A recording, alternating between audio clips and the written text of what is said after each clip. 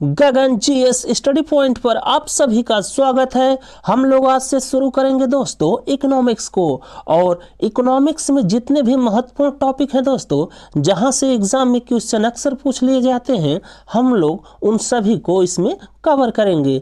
तो आज की इकोनॉमिक्स की पहली क्लास में दोस्तों हम लोग पढ़ेंगे योजना आयोग या प्लानिंग कमीशन को। तो क्लास शुरू करने से पहले आप सभी दोस्तों से रिक्वेस्ट है कि आप लोग वीडियो को पूरा देखिएगा और पसंद आए तो गगन जीएस स्टडी पॉइंट को लाइक शेयर सब्सक्राइब जरूर करिएगा। तो आइए शुरू करते हैं योजना आयोग या प्लानिंग कमीशन को। तो योजना आयोग, जिसे प्लानिंग कमीशन कहा जाता है इंग्लिश में दोस्तों, इसकी स्थापना हुई थी 15 मार्च 1950 को।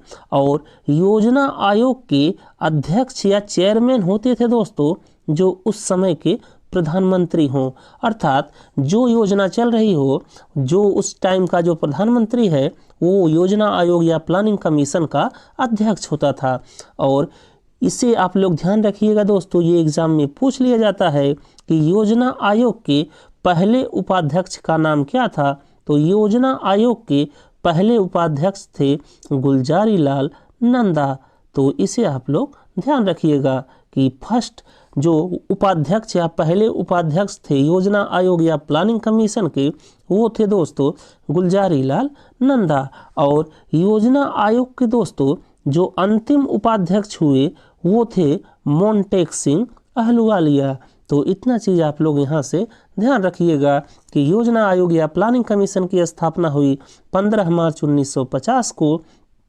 और इसके जो अध्यक्ष होते थे वो उस समय के जो प्रधानमंत्री महोदय होते थे वो, और योजना आयोग के पहले उपाध्यक्ष हुए गुलजारी लाल नंदा, और जो अंतिम उपाध्यक्ष हुए योजना आयोग के वो थे मोंटेक सिंह अहलुवालिया।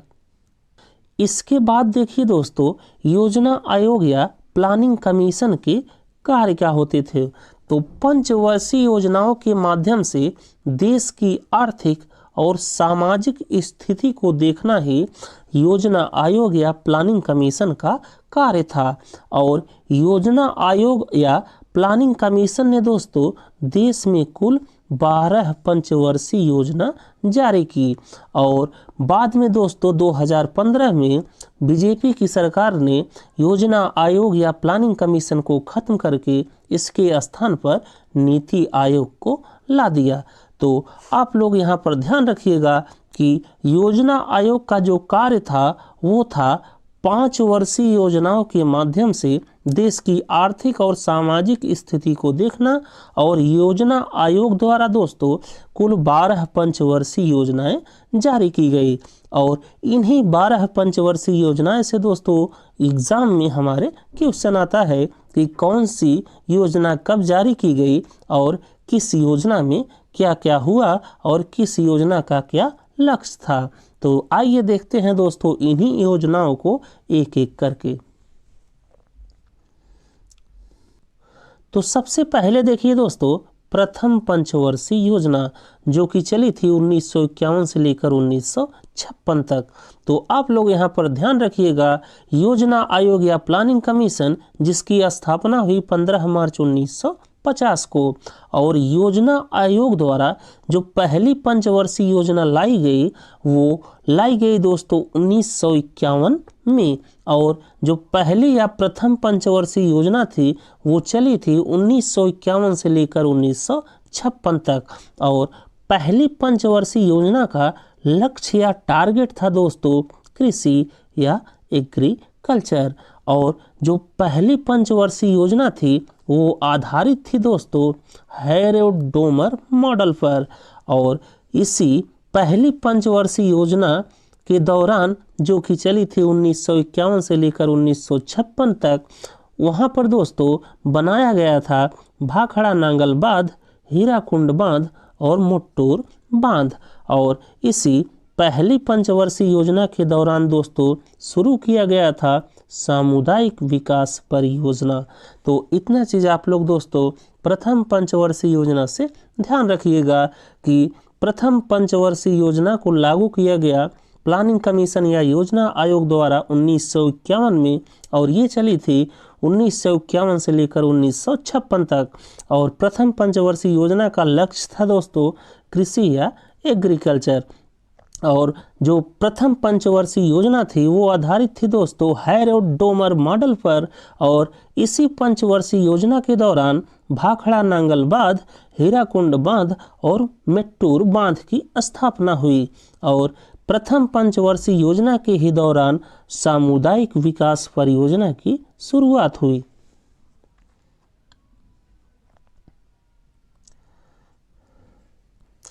इसके बाद देखिए दोस्तों द्वितीय पंचवर्षीय योजना। और द्वितीय पंचवर्षीय योजना की शुरुआत हुई 1956 में और ये चली 1961 तक। तो द्वितीय पंचवर्षीय योजना 1956 से लेकर 1961 तक। और द्वितीय पंचवर्षीय योजना का लक्ष्य या टारगेट था दोस्तों औद्योगिक विकास या इंडस्ट्रियल डेवलपमेंट। तो यहाँ पर आप लोग ध्यान रखिएगा द्वितीय पंचवर्षीय योजना चली 1956 से लेकर 1961 तक और इसका लक्ष्य था औद्योगिक विकास या इंडस्ट्रियल डेवलपमेंट। और जो द्वितीय पंचवर्षीय योजना थी दोस्तों ये आधारित थी पीसी महलनोबिस मॉडल पर। और द्वितीय पंचवर्षीय योजना के दौरान भिलाई, दुर्गापुर और राउरकेला में दोस्तों इस्पात इंडस्ट्रीज की शिलान्यास किया गया। तो यहाँ पर आप लोग ध्यान रखिएगा द्वितीय पंचवर्षीय योजना जो कि चली थी 1956 से लेकर 1961 तक और इसका लक्ष्य था औद्योगिक विकास या इंडस्ट्रियल डेवलपमेंट। और जो द्वितीय पंचवर्षीय योजना थी ये आधारित थी दोस्तों पीसी महलनोबिस मॉडल पर। और इसी योजना के दौरान भिलाई, दुर्गापुर और राउरकेला में इस्पात इंडस्ट्रीज की स्थापना या शिलान्यास किया गया। इसके बाद देखिए दोस्तों तीसरी पंचवर्षीय योजना। और तीसरी पंचवर्षीय योजना चली थी 1961 से लेकर 1966 तक। और तीसरी पंचवर्षीय योजना का जो टारगेट या लक्ष्य था दोस्तों वो था कृषि विकास या एग्रीकल्चर डेवलपमेंट। और तीसरी पंचवर्षीय योजना को कहा जाता है गॉडिगल योजना। तो आप लोग यहाँ पर ध्यान रखिएगा तीसरी पंचवर्षीय योजना ये चली थी 1961 से लेकर 1966 तक और इसका लक्ष्य था कृषि विकास या जिसे कहा जाता है इंग्लिश में एग्रीकल्चर डेवलपमेंट। और तीसरी पंचवर्षीय योजना का कहा जाता है दोस्तों गॉडिगल योजना। और तीसरी पंचवर्षीय योजना जो कि चली थी दोस्तों 1961 से लेकर 1966 तक, इसी में हरित क्रांति की शुरुआत हुई थी। तो हरित क्रांति से आप लोग ध्यान रखिएगा कि हरित क्रांति की शुरुआत भारत में हुई तीसरी पंचवर्षीय योजना के दौरान जो कि चली थी 1961 से लेकर 1966 तक। और हरित क्रांति का जनक कहा जाता है दोस्तों अंतर्राष्ट्रीय स्तर पर नॉर्मन बोरलॉग को। और भारत में हरित क्रांति का जनक कहा जाता है दोस्तों एमएस स्वामीनाथन को। ये चीज़ आप लोग ध्यान रखिएगा। तो हरित क्रांति की शुरुआत हुई भारत में तीसरी पंचवर्षीय योजना के दौरान जो कि चली थी 1961 से लेकर 1966 तक। और हरित क्रांति का जनक माना जाता है पूरे विश्व में नॉर्मन बोरलॉग को।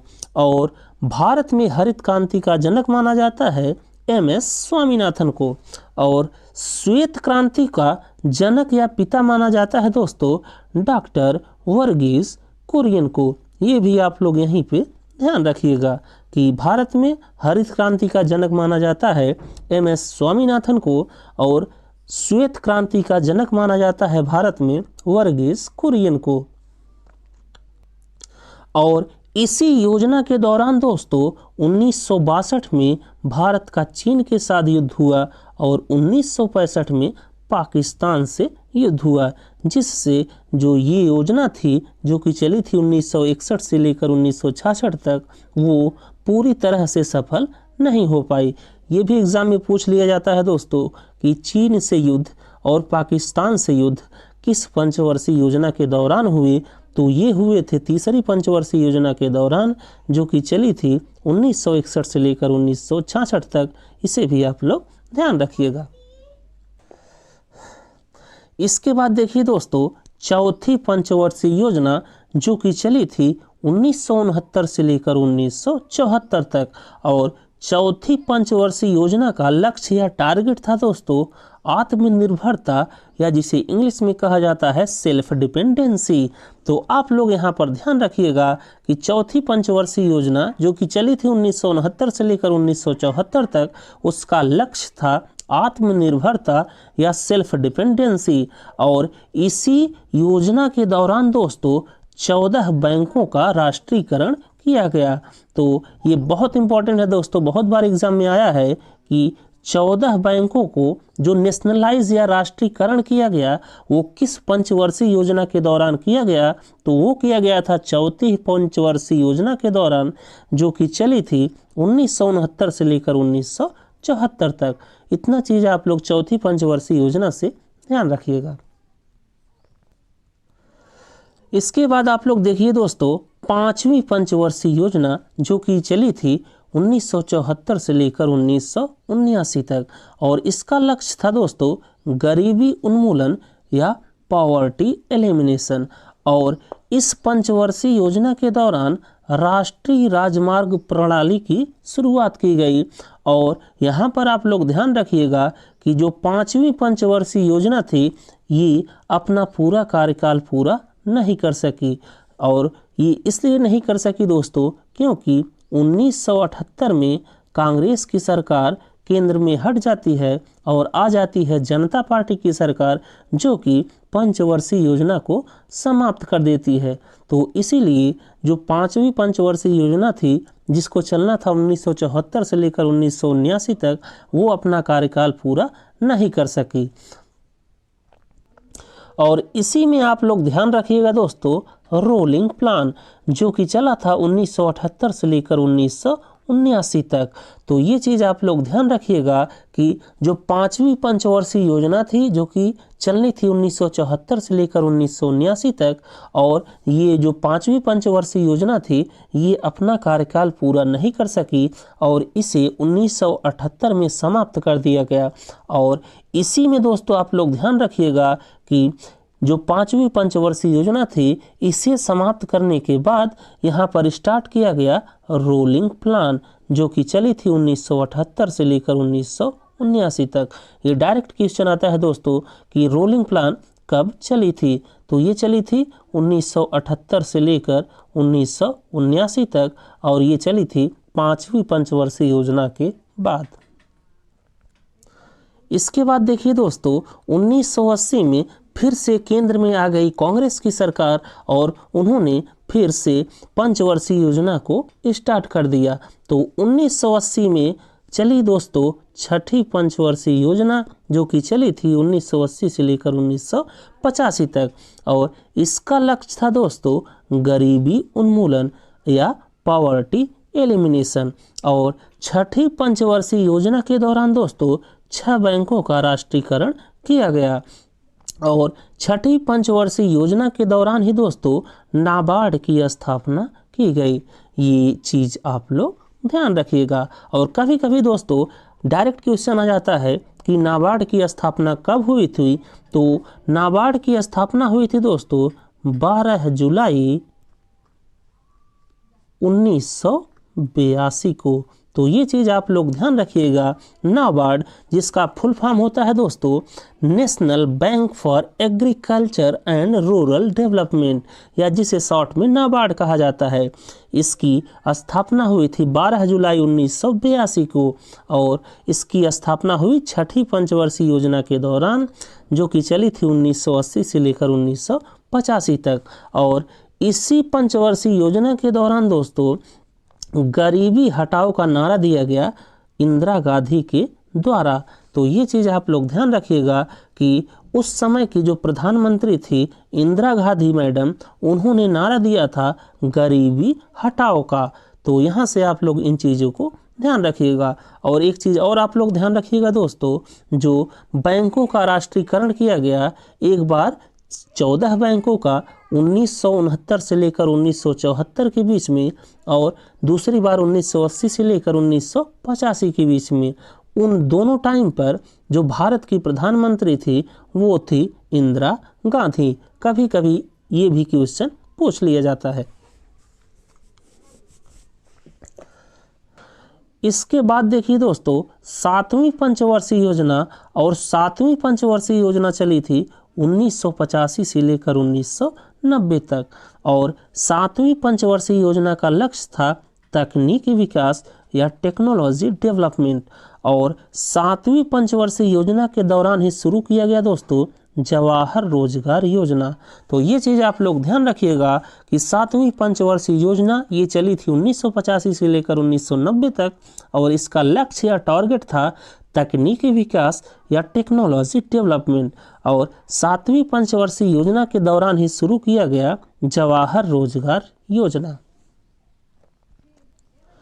इसके बाद चली थी दोस्तों 8वीं पंचवर्षीय योजना, जो कि चली थी 1992 से लेकर 1997 तक। और 8वीं पंचवर्षीय योजना में आप लोग ध्यान रखिएगा कि यहाँ पर आया था LPG मॉडल, और यहाँ पर दोस्तों विदेशी निवेश की शुरुआत हुई थी। तो LPG मॉडल से आप लोग ध्यान रखिएगा कि LPG ये फुल फॉर्म है दोस्तों लिबरलाइजेशन, प्राइवेटाइजेशन और ग्लोबलाइजेशन से, अर्थात उदारीकरण, निजीकरण और वैश्वीकरण से। तो यहाँ पर आप लोग ध्यान रखिएगा कि 8वीं पंचवर्षीय योजना जो कि चली थी 1992 से लेकर 1997 तक, वहाँ पर आया था LPG मॉडल, और यहाँ पर विदेशी निवेश की शुरुआत हुई थी। इसके बाद दोस्तों जो 9वीं और 10वीं पंचवर्षीय योजना है वो उतना इम्पोर्टेंट नहीं है एग्जाम की दृष्टिकोण से। तो आप लोग अब देखिए 11वीं पंचवर्षीय योजना, और 11वीं पंचवर्षीय योजना चली थी 2007 से लेकर 2012 तक। और 11वीं पंचवर्षीय योजना का लक्ष्य था दोस्तों समावेशी और सतत विकास, जिसे इंग्लिश में कहा जाता है इंक्लूसिव एंड सस्टेनेबल ग्रोथ। तो ये चीज़ आप लोग ध्यान रखिएगा कि 11वीं पंचवर्षीय योजना ये चली थी 2007 से लेकर 2012 तक, और इसका लक्ष्य था समावेशी और सतत विकास, या जिसे इंग्लिश में कहा जाता है इंक्लूसिव एंड सस्टेनेबल ग्रोथ। और इसके बाद देखिए दोस्तों 12वीं पंचवर्षीय योजना जो कि चली थी 2012 से लेकर 2017 तक। और 12वीं पंचवर्षीय योजना का लक्ष्य था अधिक समावेशी और सतत विकास, या faster inclusive and sustainable growth. तो ये चीज़ आप लोग ध्यान रखिएगा कि 12वीं पंचवर्षीय योजना चली थी 2012 से लेकर 2017 तक, और इसका लक्ष्य था अधिक समावेशी और सतत विकास। इसके बाद देखिए दोस्तों प्लानिंग हॉलिडे, अर्थात पंचवर्षीय योजना के दौरान किन वर्षों में छुट्टी घोषित की गई। तो यहाँ पर आप लोग ध्यान रखिएगा कि 1966 से लेकर 1969 तक ये दोस्तों पहली छुट्टी थी पंचवर्षीय योजना के दौरान, जो कि थी 3 वर्षों के लिए। और दूसरी थी दोस्तों 1979 से लेकर 1980 तक, इसमें थी दोस्तों 1 वर्ष के लिए छुट्टी। और फिर तीसरी थी दोस्तों 1990 से लेकर 1992 तक, और इसमें थी कुल 2 वर्ष के लिए छुट्टी। तो कुल कितना हो गया दोस्तों, तो ये हो गया 3 2 5 1 6। तो कुल 6 वर्षों के लिए छुट्टी थी दोस्तों पंचवर्षीय योजना के दौरान। ये चीज़ आप लोग ध्यान रखिएगा।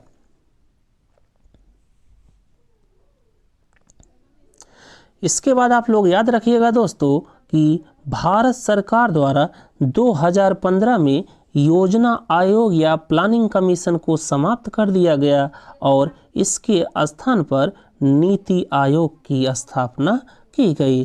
तो थोड़ा से आप लोग नीति आयोग के बारे में भी ध्यान रखिएगा कि नीति आयोग जिसका फुल फॉर्म होता है दोस्तों national institute for transforming India. तो national institute for transforming India, या जिसे नीति आयोग कहा जाता है, ये आया था दोस्तों प्लानिंग कमीशन या योजना आयोग के स्थान पर। और नीति आयोग की स्थापना हुई दोस्तों 1 जनवरी 2015 को।